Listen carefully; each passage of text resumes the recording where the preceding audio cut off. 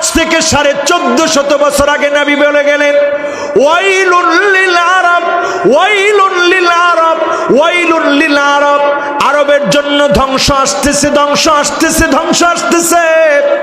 এখন তাকায় দেখেন সেই নবীজির হাদিসটা আর এখনকার সময়ের বাস্তবতা।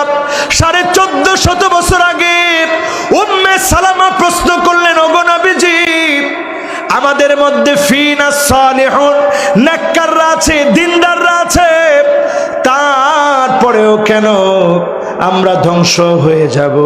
আল্লাহর নবী বললেন, এই জন্য ধ্বংস হবা, ইদা কাসুরাল খাবাস, খারাপ কাজ যখন বেড়ে যাবে। আল্লাহর নবীর সেই ভবিষ্যৎবাণী আজকে তাকায় দেখেন প্রকাশ্যে এখন কনসার্ট হতে কোনো বাধা নাই, ঠিক না বেঠিক?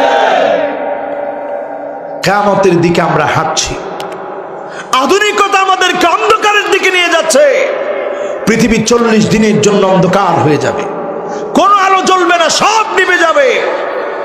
এই যে বড় বড় শক্তি এখন একত্রিত হচ্ছে, এই শক্তিগুলো, পাওয়ারগুলোর বিস্ফোরণের মধ্য দিয়ে পৃথিবীর 9 জনের 7 জন মারা যাবে। এখন সেদিকে পৃথিবী হাঁটতেছে, মৃত্যুপুরী হয়ে যাবে পৃথিবী। বাঁচার জন্যে আজকে থেকে নামাজ ধরেন। রমজান মাসে একটা বিকট আওয়াজ হবে, 70,000 মানুষের কানের পর্দা ফেটে যাবে, 70,000 মানুষ অন্ধ হয়ে যাবে, 70,000 মানুষ বোবা হয়ে যাবে। একমাত্র তারা বাঁচবে যারা সিজদায় পড়ে পড়ে মালিক আল্লাহকে ডাকবে।